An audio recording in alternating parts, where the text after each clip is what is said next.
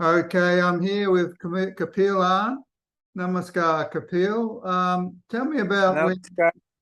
when and where you first got initiated and why. For quite a few years, I had this really strong urge to go to India. What year are we talking about? Um, well, I got to India in 1970, Okay. but for about 2 or 3 years before that, um, like when I was in Israel, I wanted to go to India, and weird stuff happened that prevented me from going. You're from Switzerland, aren't you? Yeah, yeah. My my first proper overseas trips, I hitchhiked to Israel, and I met the guy on his way to India, and something sort of clicked in my mind, and I said, "Oh yes, I need to go to India." And then all kinds of weird stuff came in between that stopped me from going. My mother, she kept asking, "Why do you want to go to India?" She knew I was into drugs, and she was afraid I end up in an opium den. And I would always tell her, "I don't know. I just know I really have to go to India, and I will find something that will totally change my life." I was very interested in social change at that stage. From the little bit of traveling I have done, I saw that there was a lot of injustice around the world. And having grown up in Switzerland, in quite, a comfortable country, when I was younger, I wasn't aware of any of that. As I started traveling, I started to learn about the world, and I did a lot of reading, all kinds of different ideologies and ideas about how to have a better world. So that sort of was my main interest. And then when I when I finally got to India, after 5 days after I arrived, I was sitting next to this American guy in the pudding shop in Connaught Place in Delhi, and he happened to be a Margi. But I just saw that he had some interesting books that he was reading. So I asked him about the books, and we started chatting. He was a psychologist from the US. So he picked up very quickly where I was at, that I was interested in social change. And he started talking about Prout. And I got really excited. It was like all these different ideas and people that I've been reading about, like from Che Guevara to Gandhi and anything in between. When he talked about Prout, his name was Madhusudan, by the way. When he talked about Prout, it was like all the good things from all the different teachers that I read put into one. And I was really excited. And then Madhusudan had to leave. So next day we met again and we talked for another 3 hours, and I was totally hooked. And then he said, just sort of by the way, he said, "Oh, are you interested in meeting a yogi?" And I'm thinking, yogis, these guys that climb up ropes Yeah. and sleep on that. And I was excited. I said, yeah, I just arrived in India and I get to meet one of these weirdos. Fantastic. So we arranged to meet the next day. And he said, bring anybody else you want to. So I brought my two friends along, and we bumped in another guy in the hostel we're staying. I was saying, "Oh, do you want to come and meet the yogi?" And then another guy on the bus stop, "You want to come and meet the yogi?" And another guy in the bus, "You want to come and meet the yogi?" So there was 7 of us going to meet the yogi, which was Ananda. And interesting part is all these 7 people, at least for a certain amount of time, became quite key people in various countries in Ananda Marga. It was like Baba sort of handpicked a whole bunch of people, put them together. And the meeting was at an old caretaker's cottage at the back of the New Delhi Zoo. Then we went to this cottage and we went in there, and it was very interesting. It was quite a big room where Sivananda was sitting in a corner of the room on a tiger fur. And he looked very interesting. He looked ancient, you know, big white hair and long white beard, turban and all that good stuff. And I was quite impressed just by the way he looked. And then he started giving a talk. And I couldn't understand the thing. My English was very, very basic. And what he talked about, I had no reference points for. He was talking about spiritual stuff. And he talked for about an hour. And I don't remember understanding anything at all. But I remember sitting there, and it was this really, really very strong, very beautiful feeling. And I was just sitting there blissing out on this amazing feeling. And then when he finished his talk, he said, okay, now you all go out and you come in one by one. I understood that. And he pointed to me and he said, you stay. And then he talked a whole lot more. No idea what he was talking about. And he got me to repeat these strange words. No idea what it was, but that beautiful feeling became incredibly strong. So then when I finished, he said, send in the next one. I went outside and I said to Mother Sudan, what was that all about? And he said, oh, that was your initiation. And I said, okay, what does that mean? So he sort of explained it all in simple terms. And the words that he got me to repeat, apparently that was my mantra. And I have to meditate twice a day with this mantra. And I said, well, you know, I'm interested in social philosophy. I'm not really interested in any of this religious stuff. And then Mother Sudan said, you know, this man who wrote this proud book, who gave this proud teaching that I'm so interested in. I said, yeah. He said, this man called Baba, he said that if you're interested in social change, you have to start with yourself. You have to change yourself first. And it sort of struck me like lightning. It made a lot of sense. And everything else about Prout was so amazing, logical. And he said, well, the way to change yourself is through meditation and yoga.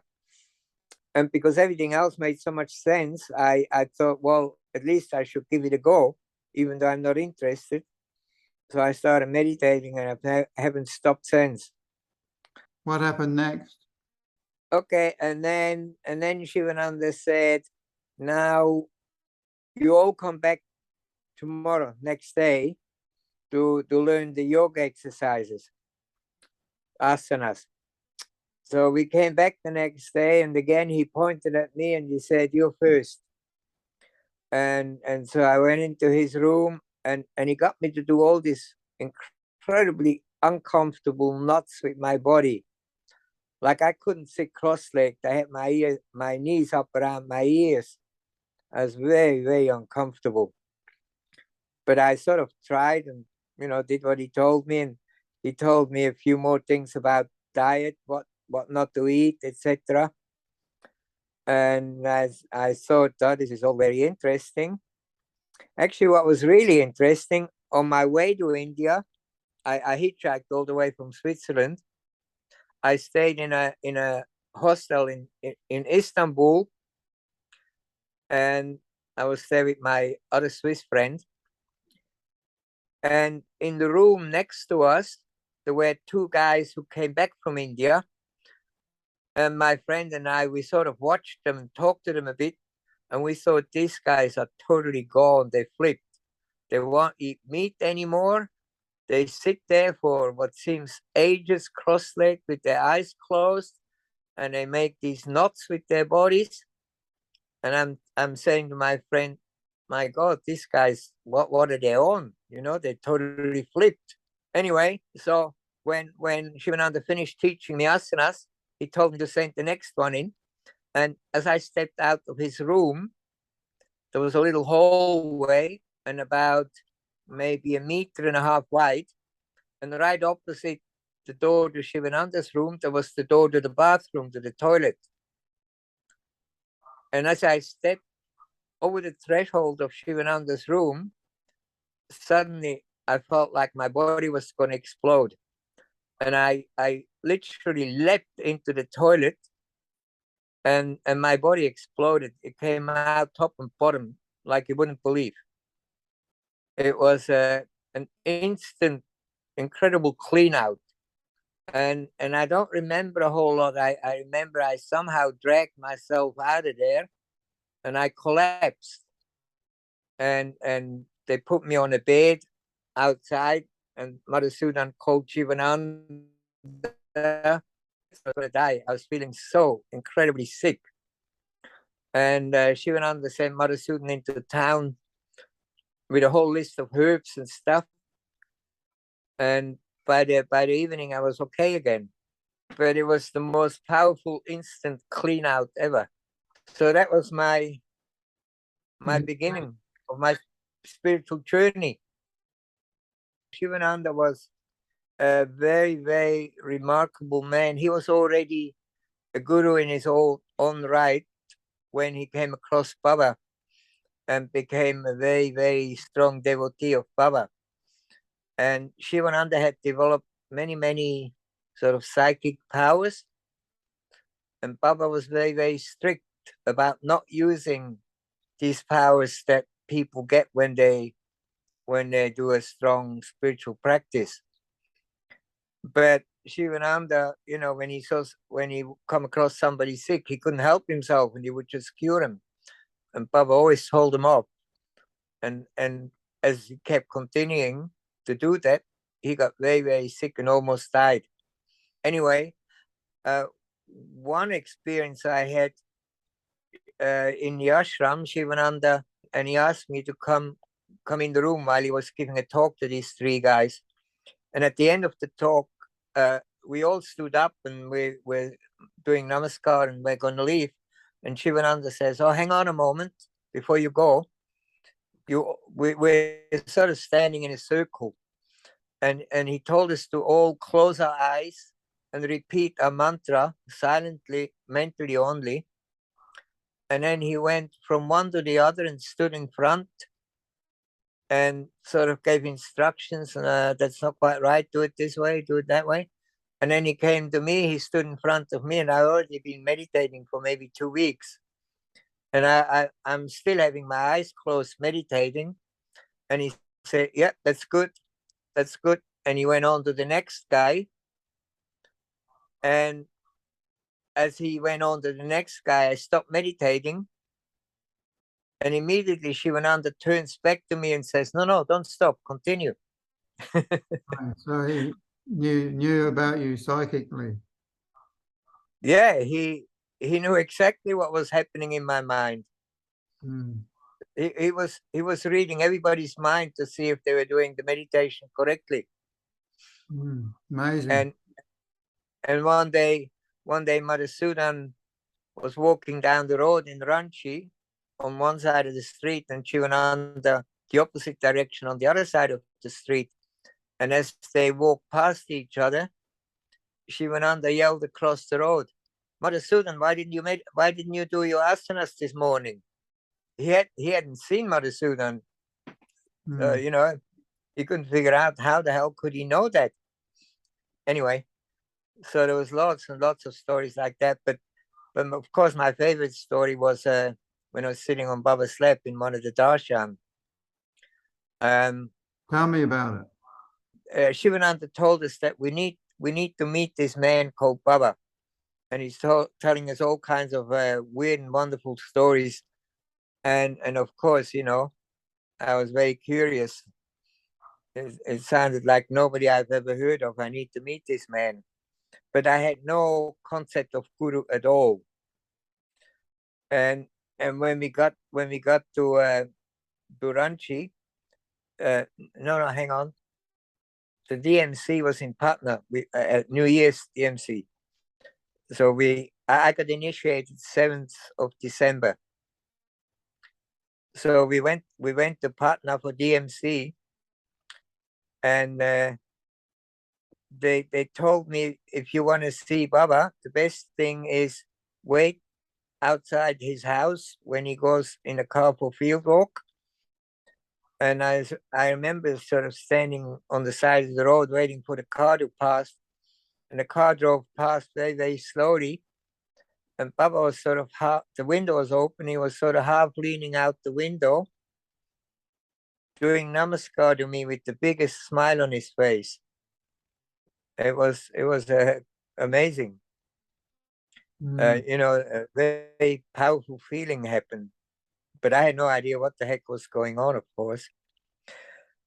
Anyway, so then after DMC, which is a whole lot of other story, of course, we went back to Ranchi, and we stayed in the ashram for 3 months. So we had darshan with Baba every lunchtime and every evening for 3 months, which was pretty amazing. And because most people only stayed there for a few days, Baba was giving talks on all kinds of subjects, and also it was at the end of what was known as the year of demonstrations, where Baba demonstrated everything that he explained. That was 1969, was it, or 70? Yeah, 69, 70. Yeah. So we saw many demonstrations that Baba did. I can talk a bit about some of them, but the one of them, of course, that sticks out the most was one that I was part of. I noticed, having stayed there for, quite a few weeks, Baba was telling a particular story quite a few times, because every time there was different people there. So he was repeating the same story, and I heard that story already 3 times, so I knew which way it was going. But I was sort of playing little games, and this one was, he would ask somebody, what are you, my little boy? Are you an ordinary little boy, or are you an extraordinary little boy? And then, depending on what answer the person would give, if the person said, oh, I'm just an ordinary boy, Baba would explain that anybody who is in touch with Parampurusha, the Supreme Consciousness, is always extraordinary. He used to call us VIPs. And if somebody said, oh, maybe already heard it, and then said, I'm extraordinary, Baba would just laugh and say, yeah, are you? Tell me about it. And so I heard this story a couple times, and Baba's telling this story again. And I'm thinking in my mind, oh, I know the answer. And it's funny, I can't remember, but I had this really, really clever answer that covered both extraordinary and ordinary. And I sort of inside, I was thinking how clever I was. I got you this time, Baba. And then Baba pointed at me and said, what do you think, little boy? And the moment he said that, my mind just totally went blank. I couldn't think of a thing. I had this really clever answer, and it was just gone. And so, just to be sure, I said, oh, I'm a good boy. I didn't want Baba to laugh at me by saying I'm extraordinary. And Baba said, and then so Baba explained, when you're in contact with Parampurusha, you're always extraordinary. And he said, come here, little boy. And in those days in Ranchi, the darshan was in a very small room. So even if you sat at the back of the room, you're only a few meters away from Baba. So he got him forward. He was sitting on a cot, cross-legged, and he pointed to his knee and he said, sit here, my little boy. And Baba always had this little stick punish you if necessary. He gave me the little bamboo stick to hold my right hand, and he put both his arms around me, and with both his hands he was holding my hand that was holding the stick, and I guided my hand with the stick to touch the third eye of an avadut that was sitting right in front of us, and the bamboo stick was sort of touching there between the brows, and then Right. Baba just gave a little push, and the avadut was off into samadhi. And Baba said, "You see, little boy," it was pretty amazing. Yeah, very amazing. I actually missed it. It happened just a few days before we got there, and it was told to me by Madhuri, what was her name later? Ananda Mitra. Ananda Mitra, yeah. Right. She sort of took Karuna and me under her wings, because when we got to the DMC with about 10,000 people. Karuna is your wife, right? Yeah, yeah. Well, we got married later on in the ashram. Right. A few weeks after that. Anyway, so Madhuri could sort of see that we're totally lost, and we had no idea what was going on. It all seemed totally crazy. It was when at that time when Baba introduced kiirtan, and that DMC 1970-71 New Year was when kiirtan was performed publicly for the first time. Wow. And we're watching these people dancing around thinking, what the heck did we get into here? We had no idea. Anyway, so Madhuri took us under her wing and was sort of, explaining everything in simple language so I could understand. And then she was telling this story that happened just a few days before. There was one man, his name was Vijay. He was always dressed fairly young, always dressed like a businessman. And his nickname was Samadhi Vijay. Whenever he came to a darshan, he would end up Samadhi. Anyway, this time Baba was explaining what happens when a person dies, which in yoga philosophy is way more complex than what we know in the West. In the West, the heart stops, the brain stops a few minutes later, and that's it. Whereas in yoga philosophy, it's quite a complex process until all the vayus, all the vital airs leave the body. It takes about 4 days.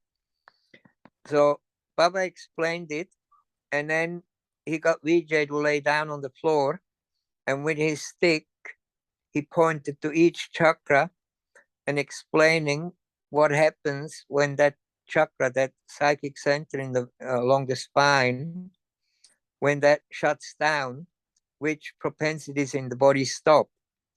And he went through the whole body to the top chakra, and by that time Vijay was dead. There was doctors in the room. They examined him, but the amazing thing was he wasn't just dead, but he had rigor mortis. His body was cold and stiff. Rigor mortis takes quite a while to set in when somebody dies, but this all happens within a few minutes. And that was at lunchtime darshan, and so Vijay was dead, cold, stiff, laying there. And in the evening darshan, Baba explained the whole thing again, but in reverse, and touched each of his chakras. And at the end of the talk, Vijay was back to life, totally normal, blissed out. Wow. So Baba takes your life and gives it back. After you left India, you went down to Perth and helped start Ananda Marga in Perth, didn't you? The first had Dhammachakra at your place. Yeah. No, that's where I met you. You brought Dada Sivananda over. He gave a talk at the yoga school I was going to. And then after that, a group of us got initiated and we had a retreat and started Ananda Marga, and we had your place with Karuna as the Jagrati, or where we had our Dhammachakra. Yeah. Those Dhammachakras, they really rocked. Remember that? Yes. I remember that it was a big room, and there was always chock-a-block full of people, everybody doing kirtan with very, very strong vibration. I remember I was opening, I heard a knock, even through the noise. I heard a knock on the door and I went to open, and this older man was standing there, and he said, "Oh, somebody told him there's group meditation here." And I said, I opened the door and said, yeah, come in, come and join. And I remember him stepping across the threshold, and he stopped like he hit a wall. And he goes, whoa, the vibration was so thick, it almost hit him. Yeah. It was so powerful. Yes, it was. We would all be very blissful hearing you talking about your experiences of Baba in India. Of course, we'd never met Baba, but you're one of the few Margis in Australia or anyone outside of India who had met Baba at that stage. So we're very lucky to have you. And I've met many teachers, and of course, I always compare with Baba. And there's one thing that sticks out to me. All these teachers that you hear about, they all talk about the same thing, about, the ultimate goal of doing sadhana is self-liberation, like what we call samadhi. All the other teachers are talking about it. I've never heard of it. And here we have Baba, who has hundreds of thousands of people into samadhi. right. It's totally unheard of. Yeah, they could put in one, yet Baba can put in hundreds and thousands. Yeah. Right. Maybe millions, I don't know. He gave many DMCs all over the place. The one where I was, there was 10,000 people there. Right. And when he does his Bhara Mudra, everyone gets affected. Oh, very much. It was unbelievable. And it's not something you can really describe. No, you have to experience it. But what I do remember is, after having experienced samadhi, for days I felt like I was walking on air, and I had to actually check whether I was really on the ground. I was just so high and blissful. Yes. It's hard to relate to the physical world when you've been in a very high state. You just want to stay in that subtle state. Yeah. And for days on end, everywhere I went, when I went into town, for example, I heard kiirtan everywhere. It was just kiirtan sound in the air continuously. Well, Kapil, that's a good note to finish up on. Kiirtan everywhere. Thank you again for sharing some of your amazing stories. Namaskar.